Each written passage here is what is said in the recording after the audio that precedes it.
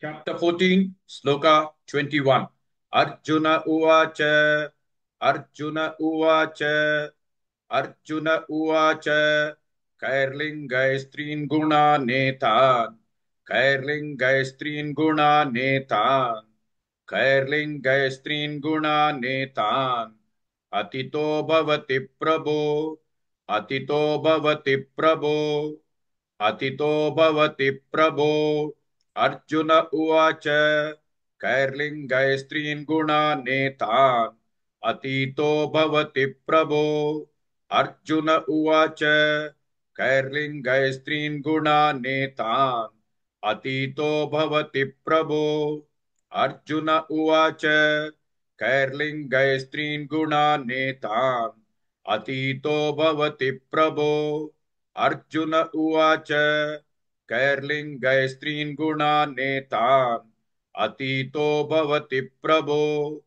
अर्जुन उवाच कैर्लिङ्गैस्त्रीन् गुणानेतान् अतीतो भवति प्रभो किमाचारः कथञ्चैतान् किमाचारः कथञ्चैतान् किमाचारः कथञ्चैतान् त्रीन् गुणान् अतिवर्तते त्रीन् गुणान् अतिवर्तते त्रीन् गुणान् अतिवर्तते किमाचारः कथञ्चैतान् त्रीन् गुणान् अतिवर्तते किमाचारः कथञ्चैतान् त्रीन् गुणान् अतिवर्तते किमाचारः कथञ्चैतान् त्रीन् गुणान् अतिवर्तते किमाचारः कथञ्चैतान् त्रीन् गुणान् अतिवर्तते किमाचारः कथञ्चैतान् त्रीन् गुणान् अतिवर्तते